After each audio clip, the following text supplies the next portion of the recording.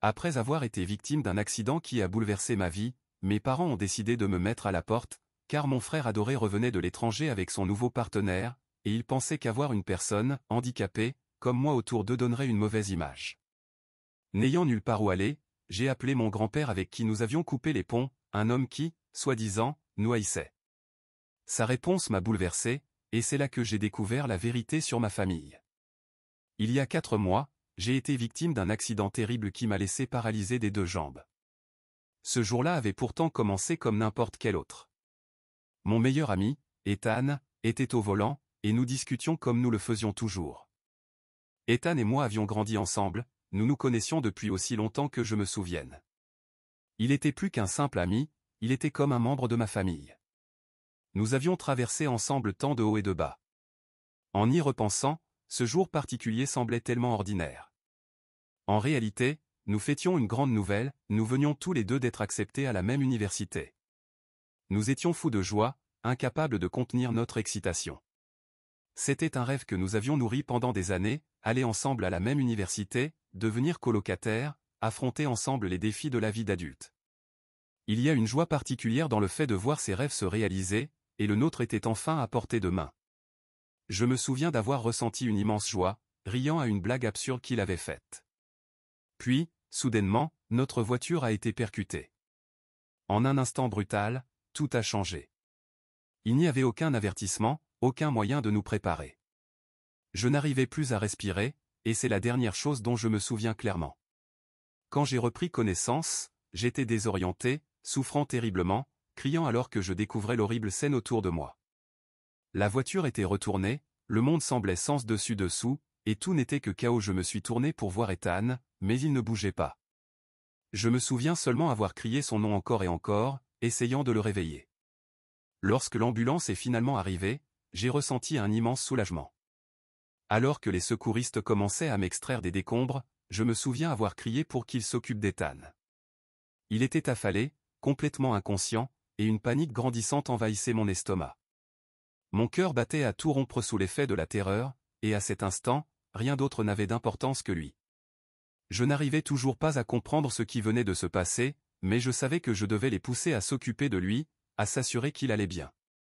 Ma propre douleur était écrasante, mais d'une certaine manière, mon esprit était tellement fixé sur Ethan que je n'avais même pas remarqué mes jambes, je ne pouvais ni les sentir, ni les bouger. Ce n'est que lorsque les secouristes me l'ont fait remarquer que la réalisation a commencé à s'imposer à moi. Mais même à ce moment-là, je me sentais engourdi, presque déconnecté de mes propres blessures. Pendant que nous roulions vers l'hôpital, toute mon attention était sur Ethan. Je priais pour qu'il aille bien, pour qu'il s'en sorte d'une manière ou d'une autre. Cependant, une fois arrivé à l'hôpital, mes pires craintes se sont confirmées, Ethan a été déclaré mort à son arrivée par les médecins. J'ai commencé à crier et à pleurer. Non, il ne pouvait pas être parti comme ça. Peu importait que les médecins et les infirmiers me parlent, qu'ils me préparent pour une intervention chirurgicale pour essayer de sauver ce qui pouvait l'être. Tout ce à quoi je pouvais penser, c'était Ethan, mon ami de toujours, mon autre moitié, qui était parti. Cela semblait irréel, impossible. J'ai subi plusieurs interventions chirurgicales dans les jours qui ont suivi, alors que les médecins tentaient de réparer les dégâts dans mon corps brisé. La douleur était incessante, et la récupération ressemblait à un brouillard sans fin.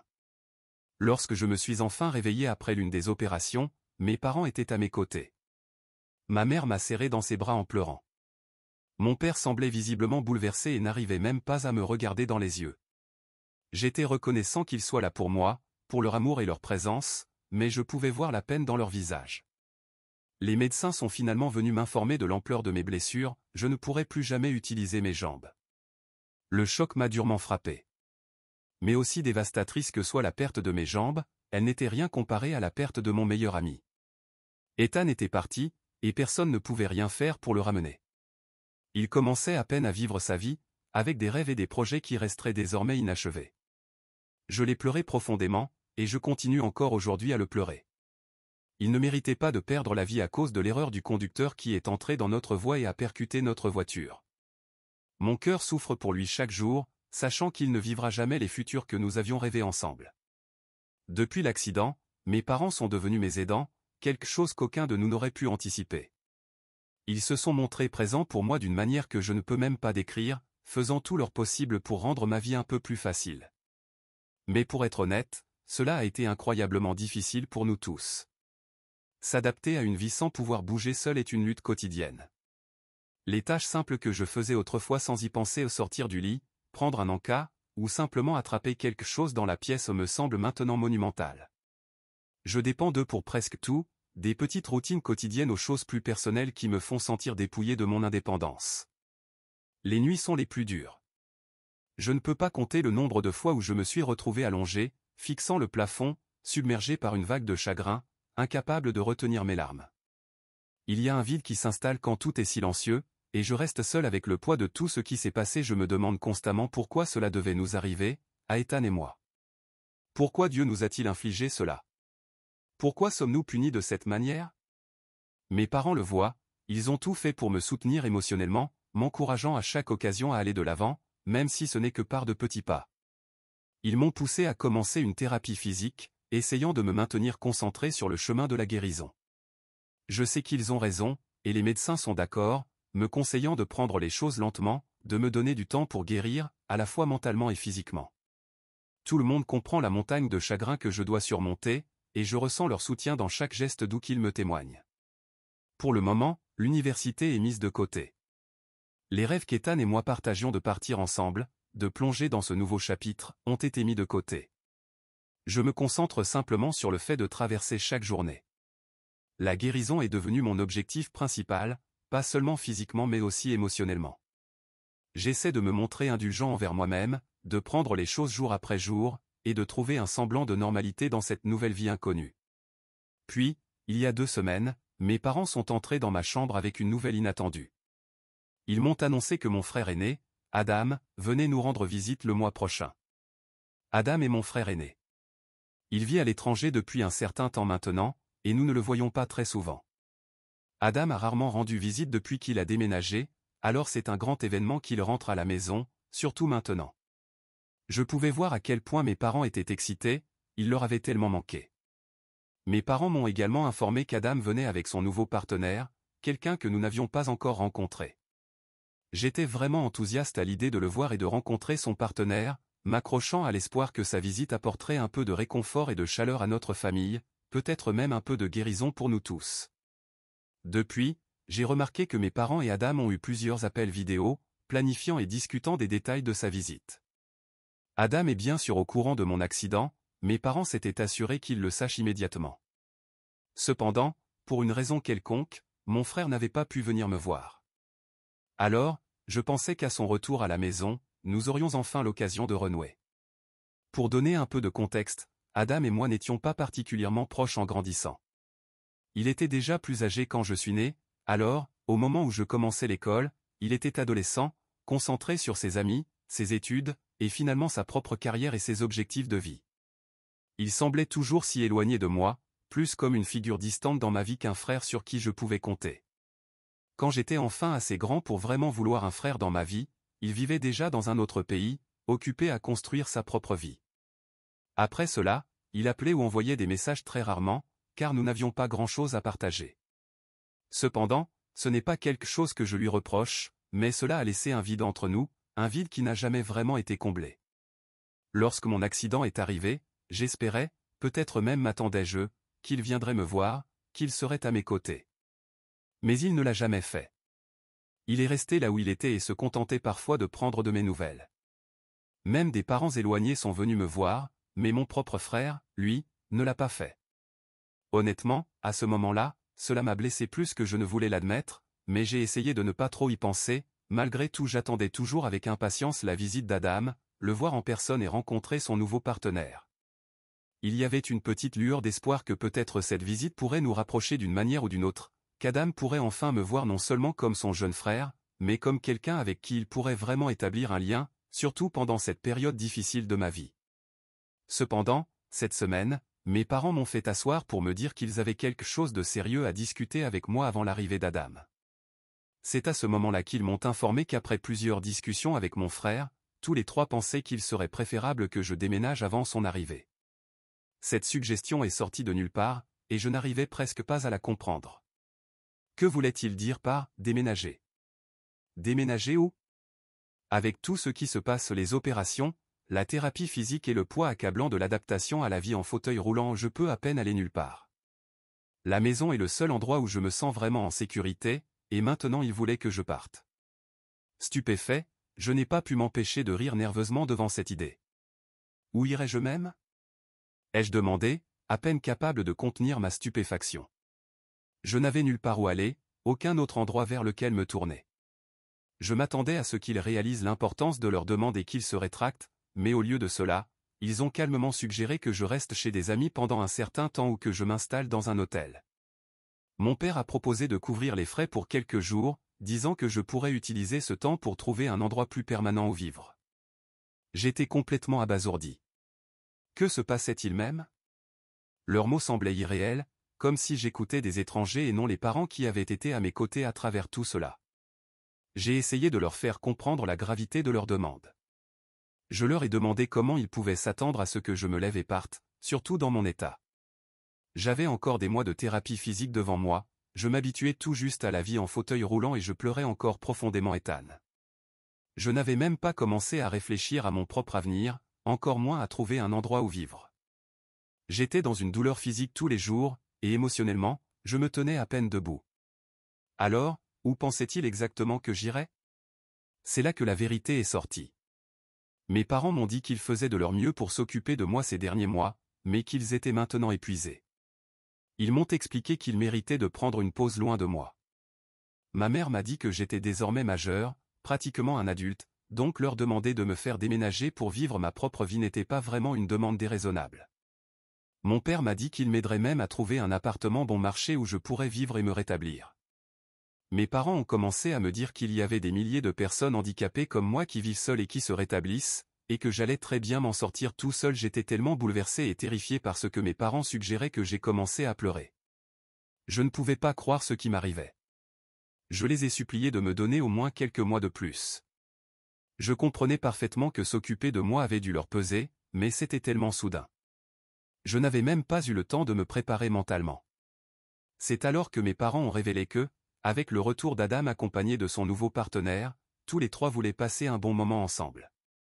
Cependant, cela ne serait pas possible si j'étais là, car j'avais constamment besoin d'être pris en charge.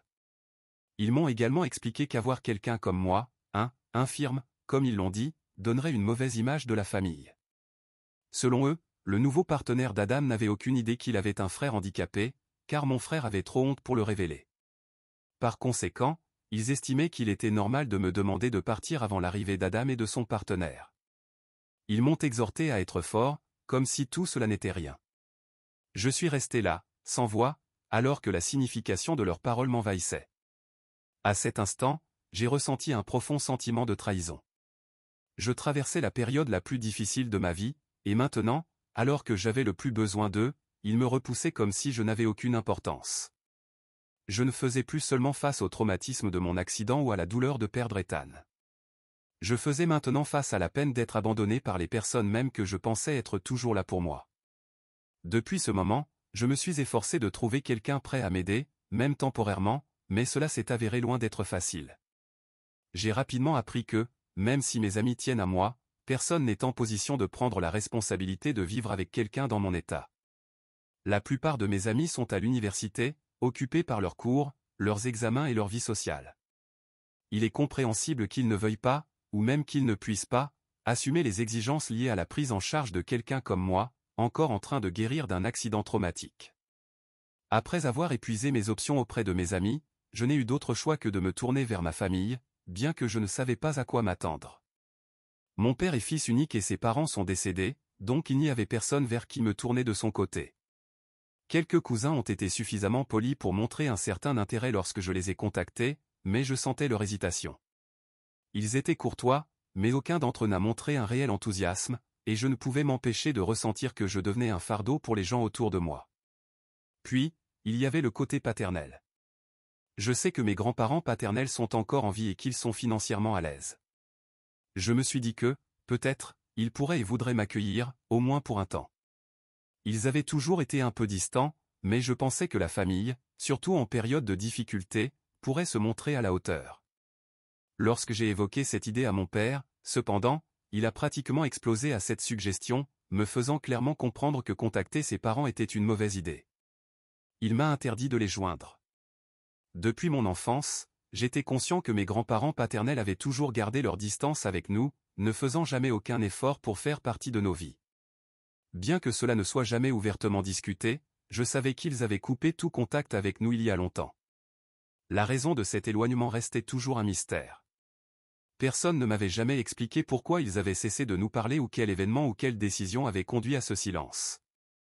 Mes parents n'ont jamais donné de détails, et avec le temps j'avais simplement accepté cela comme l'un de ces secrets de famille que personne ne découvre jamais vraiment. Cependant, maintenant que je n'ai plus d'autre recours, je me retrouve à envisager de les contacter, même si je sais ce que mon père en pense. Il croit sincèrement que si je les contacte, cela les ramènera dans nos vies et rouvrira d'anciennes blessures. Lorsque j'ai demandé directement à mon père ce qui s'était passé entre lui et ses parents, il s'est fermé presque immédiatement, refusant de partager quoi que ce soit de plus que ce qu'il avait déjà dit. Il a insisté sur le fait que cela ne me regardait pas et que je devais chercher de l'aide ailleurs. Mais à ce stade, je n'ai plus beaucoup de choix. J'ai l'impression d'avoir épuisé toutes les autres options, et je ne peux pas gérer cela seul. Je ne veux pas apporter de chaos dans nos vies ou blesser mon père, mais l'idée d'être complètement seul dans une période aussi vulnérable est encore plus effrayante. Alors, si je contacte mes grands-parents après toutes ces années de silence. Mise à jour 1. Bonjour à tous. Tout d'abord, je tiens à exprimer ma profonde gratitude à chacun d'entre vous, aimables inconnus, qui avez pris le temps de m'envoyer un message attentionné, que ce soit en privé ou dans les commentaires. À tous ceux qui ont partagé leurs propres histoires, un immense merci. Lire vos mots m'a réellement réconforté. Pour ceux qui se demandent pourquoi mes parents, en particulier mon père, m'interdisent de contacter mes grands-parents, je ne sais honnêtement pas grand-chose. Tout ce que je sais, c'est que mon père dit qu'il nous déteste, mais il ne m'a jamais donné plus d'explications. Cependant, après avoir lu tous vos commentaires, je commence à avoir des soupçons sur ma famille. Je ne peux pas m'empêcher de me demander s'il y a une sorte de secret de famille que mes parents me cachent. Pourquoi mon frère n'est-il pas proche de moi? Pourquoi mes parents ne m'ont-ils jamais présenté à personne du côté de la famille de mon père? Cela commence à ressembler à quelque chose de plus important qu'ils ne veulent bien le laisser paraître. J'ai décidé que je devais découvrir la vérité, d'une manière ou d'une autre. Mise à jour 2. Cela fait une semaine depuis ma dernière mise à jour. Je voulais simplement vous informer que j'ai enfin parlé à mon grand-père. Après tout le soutien et les conseils que j'ai reçus, j'ai réalisé que je n'avais rien à perdre en les contactant. De plus, les contacter semblait être ma dernière chance de trouver un refuge, non seulement physique mais aussi émotionnel. J'ai commencé mes recherches en essayant de me connecter avec quelqu'un du côté de la famille de mon père. N'ayant aucun contact direct, je me suis tourné vers LinkedIn, où j'ai finalement trouvé quelqu'un qui semblait être lié à lui, un cousin éloigné, si je devinais correctement. Contacter cette personne était maladroit, et j'ai débattu pendant des heures sur ce que je devais dire. Finalement, j'ai choisi d'être direct, expliquant que je cherchais un moyen de contacter mes grands-parents et en insistant sur l'importance de ma demande. Au début, ils étaient hésitants. Ils m'ont demandé pourquoi je voulais leurs coordonnées et semblaient mal à l'aise, presque comme s'ils ne voulaient pas être impliqués. Mais après plusieurs échanges et un peu de supplication, ils ont cédé. On m'a donné le numéro de mon grand-père. J'étais tellement nerveux à l'idée de l'appeler que j'ai dû attendre 2 jours pour y réfléchir. Est-ce que je faisais vraiment le bon choix en les contactant? Je n'en étais pas sûr. Lorsque j'ai finalement trouvé le courage de composer ce numéro, mon cœur battait à tout rompre. Après quelques sonneries, mon grand-père a finalement répondu. J'ai pris une grande inspiration et je me suis présenté. Je lui ai dit qui j'étais et qui était mon père. Il y a eu un silence à l'autre bout du fil, ce qui m'a semblé durer une éternité.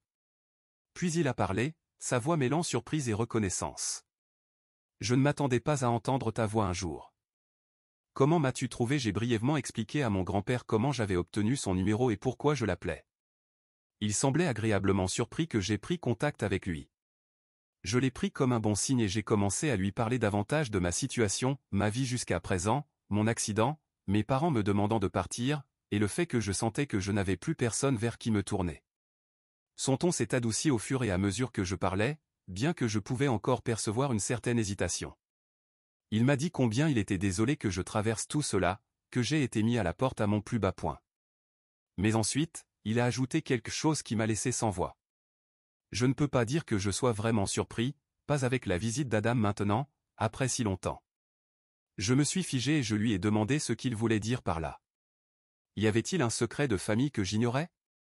Il y a eu une pause à l'autre bout du fil, comme si mon grand-père réfléchissait soigneusement à la manière de formuler ses prochains mots.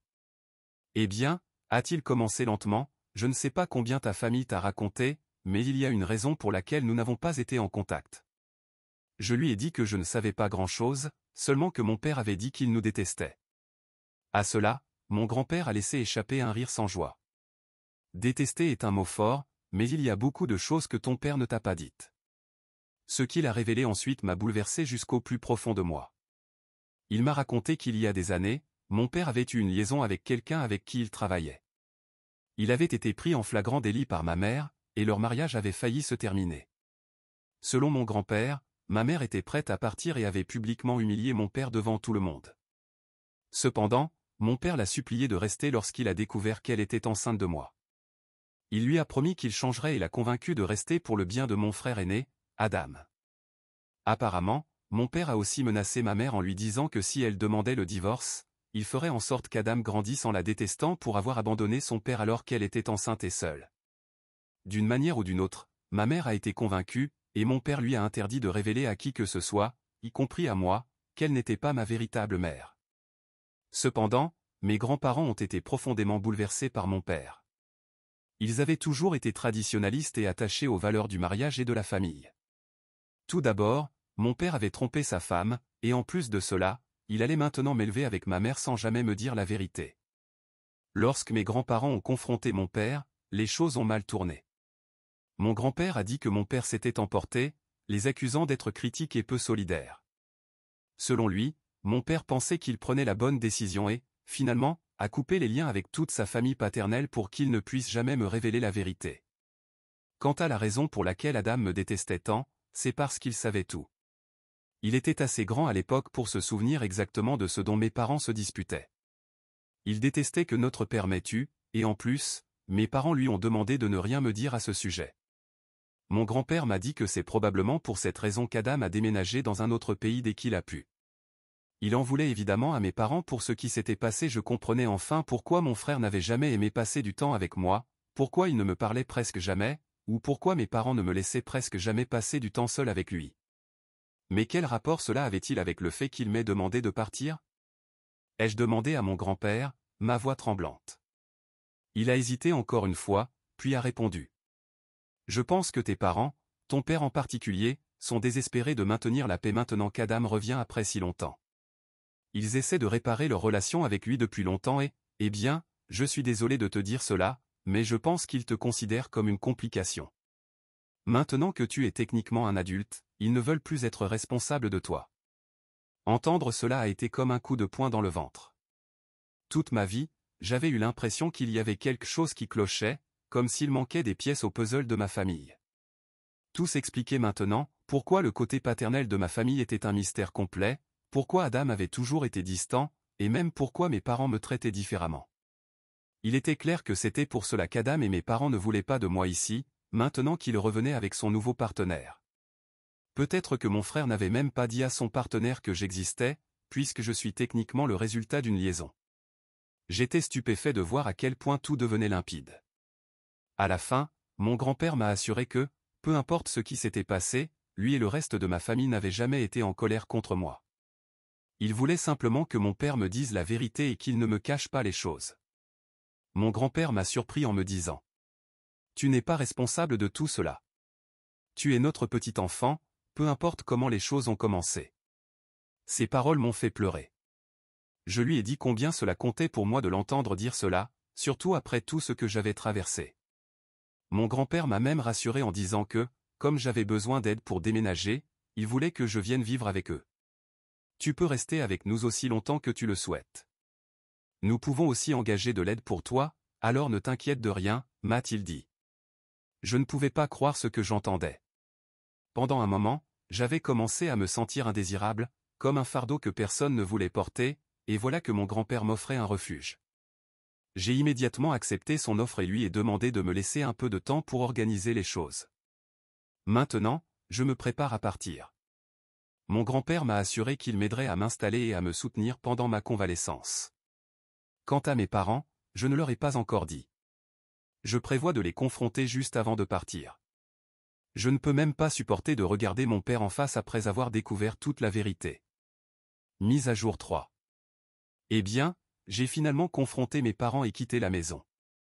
Au début, lorsque mes grands-parents sont venus me rendre visite pour m'aider à faire mes valises, mon père était furieux de les voir sur le seuil de la porte. Il leur a crié dessus, leur demandant ce qu'ils faisaient là. Mais je lui ai calmement dit qu'ils étaient là pour moi. Ses yeux se sont écarquillés de stupeur, et sa voix est devenue stridente. « Qu'est-ce que tu as fait » a-t-il hurlé, le visage déformé par la colère. « Tu n'étais jamais censé les contacter à nouveau. Pourquoi as-tu agi dans mon dos ?» C'est alors que je leur ai demandé, à lui et à ma mère, de s'asseoir pour parler. À cet instant, je pouvais voir que ma mère savait déjà où cela menait. Elle n'a rien dit, n'a pas croisé mon regard, et s'est simplement assise lentement sur le canapé, les mains étroitement jointes. C'était comme si elle se préparait à quelque chose qu'elle avait évité pendant des années.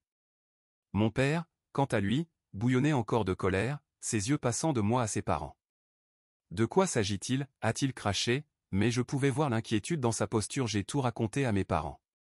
Tout ce que mon grand-père m'avait révélé, l'histoire de l'infidélité, la raison pour laquelle mes parents avaient coupé les ponts avec toute la famille du côté de mon père, la raison pour laquelle Adam n'avait jamais créé de lien avec moi, et enfin ce que je pensais être leur véritable raison de me mettre à la porte. Pendant un moment, le temps semblait s'être arrêté. Le visage de mon père était rouge, mêlant honte et colère. Il ouvrait la bouche, mais aucun mot n'en sortait. Son regard se tournait vers ma mère, qui continuait de détourner les yeux, refusant de me regarder. « Rien de tout cela n'est-il faux » ai-je demandé, ma voix calme mais ferme. Mon père se tortillait inconfortablement sur son siège, baissant les yeux. Il ne disait rien au début. Je lui ai dit qu'il n'avait plus aucune raison de me mentir, maintenant que je savais tout. Il a alors jeté un regard furieux à mes grands-parents, comme s'il leur reprochait tout ce que je venais de dire. Enfin, il a pris la parole. « Oui, c'est vrai » a-t-il admis. « J'ai fait une erreur, une énorme erreur, et je pensais que si je cachais tout, cela disparaîtrait. Mais clairement, ce n'est jamais parti. Ton frère nous a détestés pour ce que nous lui avons fait et il est parti loin de tout cela. Maintenant qu'il revient, il a clairement dit qu'il ne voulait pas vivre sous le même toit que toi. Donc, c'est soit lui, soit toi. » Mon père m'a expliqué qu'il avait pensé qu'une fois que je serais parti pour l'université, les choses seraient moins compliquées. Cependant, à cause de l'accident, j'étais coincé ici et cela rendait leur vie encore plus difficile. Il m'a dit qu'il n'avait pas d'autre choix que de choisir Adam maintenant, après l'avoir blessé pendant si longtemps. J'ai été bouleversé en entendant cela. J'ai regardé mon père, puis ma mère, une colère et une douleur mêlées en moi. « Vous avez menti, à moi et à nous tous, pendant des années » ai-je dit calmement. « Et maintenant, après tout ce qui s'est passé, vous voulez que je disparaisse? Vous voulez que je parte juste parce qu'Adam me déteste?